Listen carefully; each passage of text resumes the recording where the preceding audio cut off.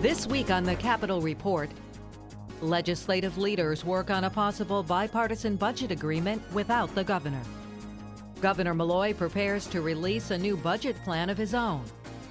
And court action is taken to stop the governor's education cuts under his executive order. Now, the week in review on the Capitol Report.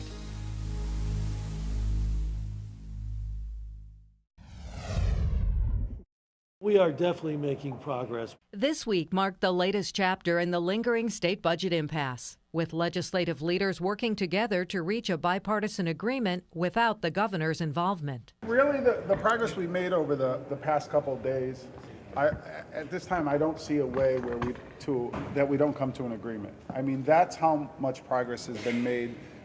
We've all moved in our positions, and I think it is for the greater good of the state, and I really can't see a way to where we don't come to an agreement. The basic numbers remain the same. A $5 billion deficit projected in the current fiscal year and the next year had been reduced with the approval of $1.5 billion in state employee union concessions. Filling the remaining $3.5 billion hole has been the focus of debate for months. Making things even more difficult, the narrow Democratic majority in the House and the even split of Democrats and Republicans in the Senate this year. By Tuesday afternoon, legislative leaders emerged from their latest meeting with details of some possible compromise areas. On ECS formula, on structural changes, on balancing the budget, a lot of different areas. We've had great conversations, and we're each time the conversations get us closer and closer together, in my view. One of the things we are making progress on is moving toward a consensus spending cap definition, which we think is important and has been a lingering issue for a long time. But the leaders were not specific about discussions regarding revenue and taxes. We have to have the conversations we have to have in that room, okay? And they have to be confidential conversations because they're good faith negotiations. But we still feel strongly about the fact that tax increases do not move the state of Connecticut forward.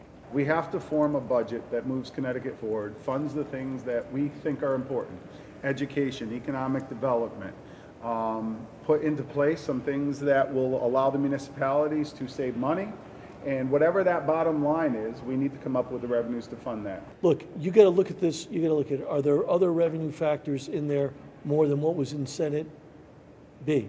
The answer is yes. Are those factors that we're going to 100% come to agree to at the end of the day? The answer is, I don't know. There are a lot of factors you got to look into it. I think if you look at one issue and say, but for this one issue, $20 billion budget is a yes or no to my mind, I think is being too narrowed in your thought process. You need to look at the scope of what else is in there.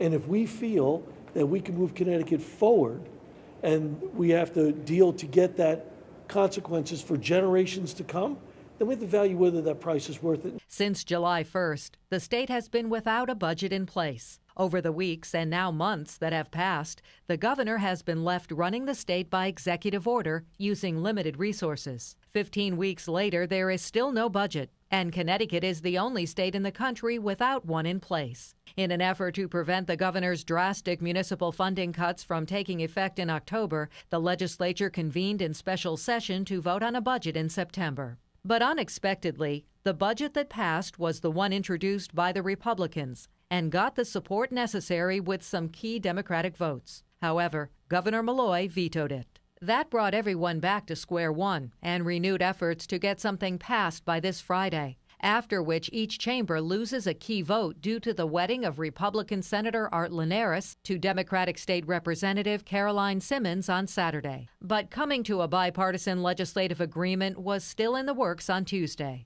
The thought process we all had as leaders is we are going to sit in that room again tomorrow. Hopefully tomorrow we'll get to the point where we can then engage with the governor, and we understand that that will be a additional layer of negotiations. But to get to a place where we're all comfortable, none of us are absolutely happy, we've all given in various areas, but it's a budget that we can go to the governor and have discussions with. I think that's the goal. While legislative leaders were getting back together on Wednesday, Governor Malloy had this to say about their bipartisan efforts. Obviously, I am encouraged that discussions continue. I think that's a good thing. I'm encouraged that if there is an agreement between the leaders, that it will come back and we'll have some further discussions.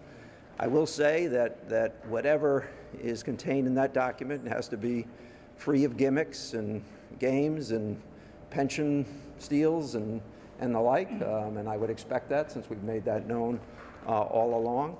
I don't think lapses are a way to answer these questions.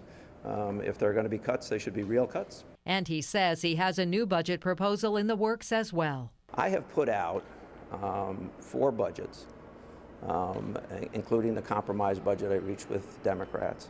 I am prepared to put out another budget very shortly that we've been working on for days as well, as a basis of further discussions if there are to be any. One that would increase taxes less and one that would cut spending, because I'm not in favor of some of the spending that was in the budget that I previously agreed to the Democrats with, nor was I in favor of the taxes. I will be ready to put a new budget on the table in short order. Following a day-long negotiation session on Wednesday, House and Senate leaders took legislative action this week off the table. So we're not voting this week on a budget. We know. Right. Given where we are now, that's an actual vote this week is not possible. Discussions going through Friday are likely. But legislative leaders agreed that progress was still being made toward a possible bipartisan budget agreement. We had a long day. We covered a number of issues, some of which we're going to have to continue with tomorrow. One of the most complex of which is ECS. We have looked at a multitude of formulas with different weightings for relative wealth versus foundation, and that's very complex because we're looking at amounts to probably 8 or 9 or maybe even more different variants that can affect significantly the individual amounts that go to different towns. So that's one example of the complexity that we've been dealing with that's taken a great deal of time. There are a number of other issues that we may have some conceptual agreement, but not final resolution on the actual wording, and that's another thing that we want to make sure that we are on the same page. I think what we've done over the last few days has been a really good step forward. And I think we're moving in the right direction, and we're going to continue that. And there's a lot of hard decisions and tough discussions and policy initiatives and goals for some of them that have been their goals for many years in this state that we've never been able to achieve. So getting there is tough, but we're taking a step forward each and every day, and I'm very pleased with the progress. Right now you're trying you're going this way on one issue and this way on another issue. You're trying to find that right balance. And we have to talk to our members about it to keep that right balance. So we're very much just trying to find that moment. And I think when we hit it, if we hit it, when we hit it, we'll know it. But we're just not quite there yet as we work through the issues. We all agree. We're in that room until we're not in the room. And we have hope or we wouldn't be in the room. But we've agreed on numerous things, but there's still very serious issues we have to work out. Anything you do is going to take time. In life, whatever is worth getting is worth investing the time, and we have invested that time. And I'm proud to say, whether we come to a deal or not, I gotta be honest with you, I think we're striving there, we're getting there. But whether or not, I have a healthier relationship with my colleagues, but I also understand their issues better than I ever understood them before. I think that's extraordinarily helpful. And I think that has a lot to do with the numbers being close, and has a lot to do with where we are now. And I don't think that opportunity would exist 5 years ago, 10 years ago. These are very complicated issues. And I think there's always been a good faith effort by all of us to try and understand these issues of each other and try to come to a conclusion. And as Senator Fasano said, we have probably examined these issues much deeper than we ever have in the past, and working very diligently to come to a consensus. And that is not easy, especially when you have the numbers that we have and you have some of the issues that we have as well. So I think this has been a good exercise. I hope we come to an agreement as well. And but I think that the people of the state of Connecticut are asking us to work in a bipartisan manner. We want to show them we can continue to do so, and that we're going to strive hard to come to a bipartisan agreement. As far as the upcoming wedding and planned honeymoon for Senator Linares and Representative Simmons, their leaders say the budget uncertainty shouldn't ruin their plans. They planned this a year in advance. They planned this at a time in October that no one ever thought we'd be in this building. It's not an election year for them.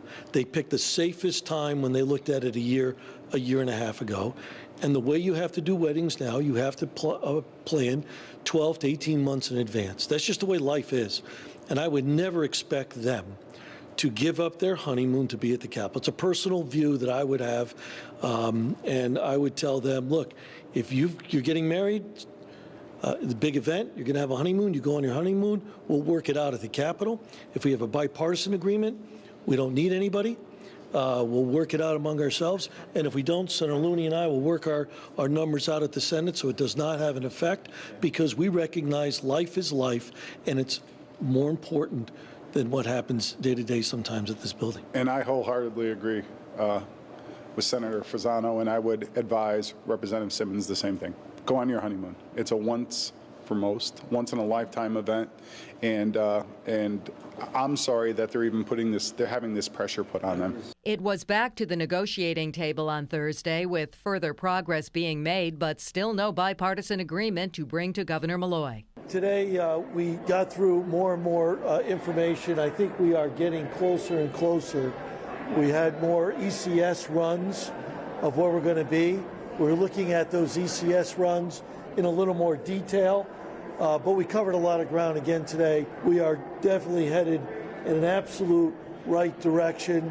There's still more hurdles to go, but we have worked out a lot of our differences. We don't have anything earth-shattering to tell you because it's an incremental process. It really is, because these are things that are very important to our caucuses, right, to different parts of the state. So you have to try and merge everybody's concerns, everybody's priorities, and maybe you have to take a little bit from here and add a little bit there, but that's why we haven't come to a deal yet. But we're moving in that direction. There are some areas where we have reached agreement conceptually between and among ourselves, but they're on issues that are quite controversial in our caucuses.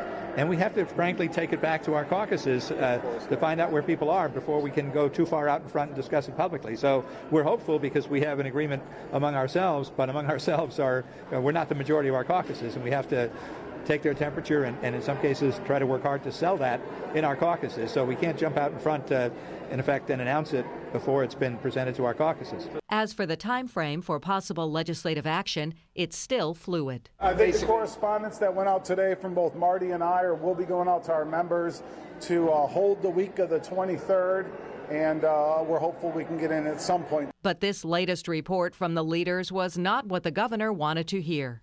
There was broad agreement in my office several weeks ago that we needed to complete this process by October 13th. Now people are being warned to put October 23rd, the week of, on their schedule. We're losing time. I suppose what I'm saying is let's get this done. I hope that they'll bring a document that we can then negotiate off of. That's why I'm ready with, or will be ready with yet another proposed budget that will be in balance. I've done that many times this year, and I think I should be held accountable to do that. And so even when they reach an agreement, we still have to talk about it. I appreciate that people are working. That they're meeting. Today they worked for at least 2.5 hours from the time they got in the room. I understand that, but if that's not the pace that's going to deliver a budget, then maybe we need to step up the pace. The chairs and ranking members of the legislature's Appropriations Committee plan to meet on Friday to discuss specific line items in the budget proposals. Legislative leaders say they hope to have a bipartisan budget agreement to share with the governor next week. At that time, Governor Malloy says he will share his latest budget proposal with them. Democratic leaders in the House and Senate have told their members to hold the week of October 23rd for possible action on a budget. Filing this injunction is the first step toward stopping the attacks on our public schools. The latest pushback to the governor's executive order came on Wednesday afternoon when a court injunction was filed to block his severe cuts to education funding. The lawsuit was filed by Connecticut Education Association, the towns of Brooklyn, Plainfield, and Torrington, along with several residents against the state. That executive order absolutely guts more than $557 million in education funding from the majority of our state's public schools, including schools in high poverty districts, putting children's futures at risk. We have a strong legal case to block these cuts. The ECS statutes are clear. They direct that the state of Connecticut shall, and that's a very important word, shall appropriate funds for education in the amounts already prescribed by the legislature. So absent a new budget authorized by the legislature, the governor is bound to appropriate the same educational funding as was appropriated in the previous fiscal year. CEA represents more than 43,000 public school teachers in Connecticut. Executive Director Don Williams, the former Democratic leader of the state Senate, detailed the impact of the executive order cuts on the plaintiff towns. The town of Brooklyn, which has high poverty and is 154th out of 169 towns on the state's wealth index, is losing 40% of its educational funding. Plainfield, which has been on the distressed municipality list 8 of the last 10 years, and ranks 157th on the wealth chart, also suffers a 40% reduction in educational funding. Torrington has been on the distressed municipality list for all 10 of the last 10 years. It has high poverty and ranks 153rd on the wealth chart. Their education grant has been cut from $24 million to $4 million, an 80% cut.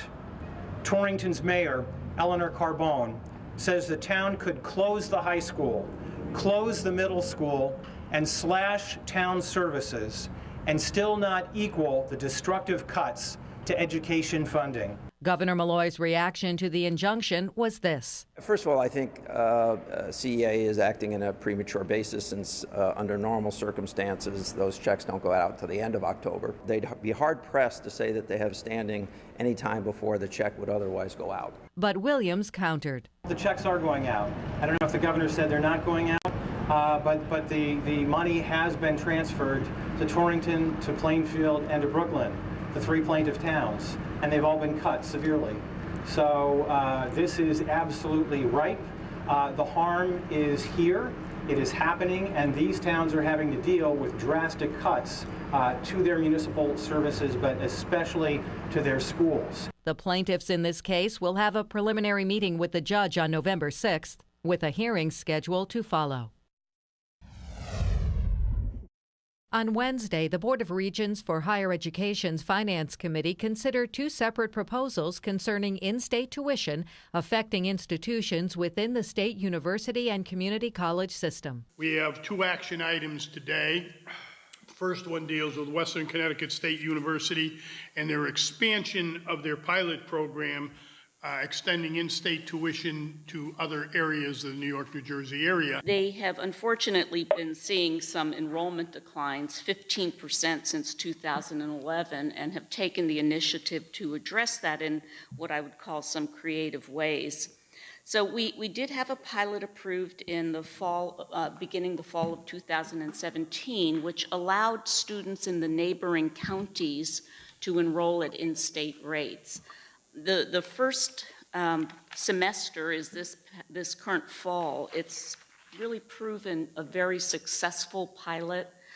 The enrollment from the neighboring counties grew from 74 in the fall of 16 to 243 in the fall of 17. In spite of those great increases, only about 70 of those students are resident students because they are commuting over the state border.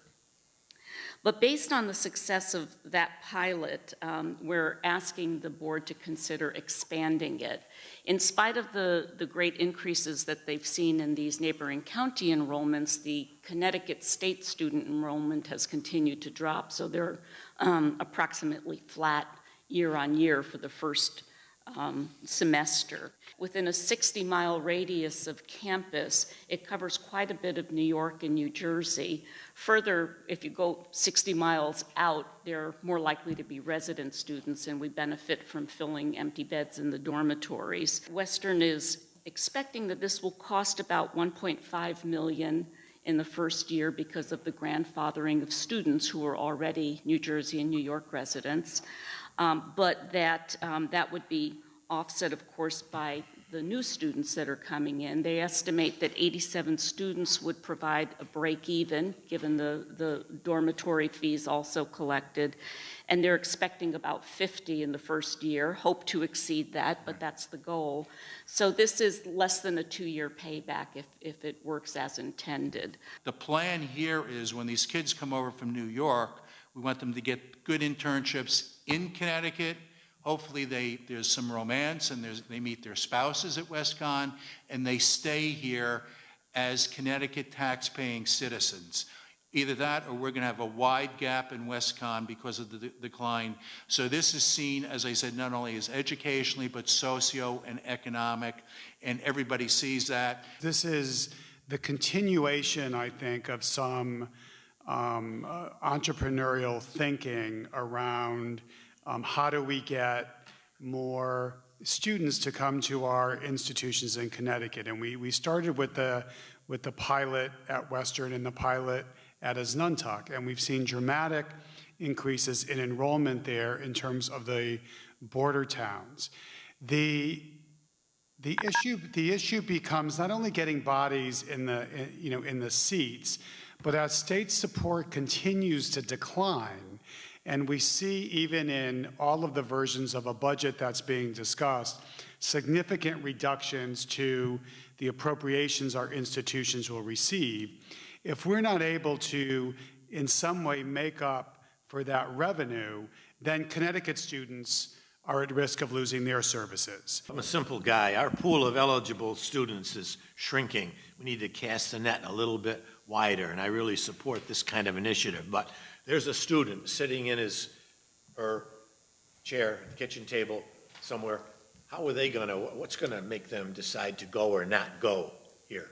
We're trying to enter into new markets and change perceptions because we're not looking to attract students who don't already have an option. We're looking to capture market share from existing colleges. So we're looking to inform a student that there is a better option out there. There's a new option out there. It's a school they haven't heard of before that is doing a good job. I think it's important to remember that this is a pilot. Yes. And what we will do is, if this is approved, we will have an opportunity to see how this works out and what the numbers are and what the revenue stream is that comes in. And then the board will have another opportunity to take a look at this and either say this is a direction we want to continue to go in or not. The item passed and it was on to the next. Then the second action item they have before us is adjusted tuition, fees, and housing rates for victims of Hurricane Maria. The request of the board is to allow us to extend in-state rates to the victims of Hurricane Maria, particularly in the Virgin Islands and Puerto Rico. And although we'd like to make that immediately available to them in practical terms, it probably won't take effect until the spring semester. This follows on, I think, what the state of Connecticut is doing for students in our K-12 system and providing them with support.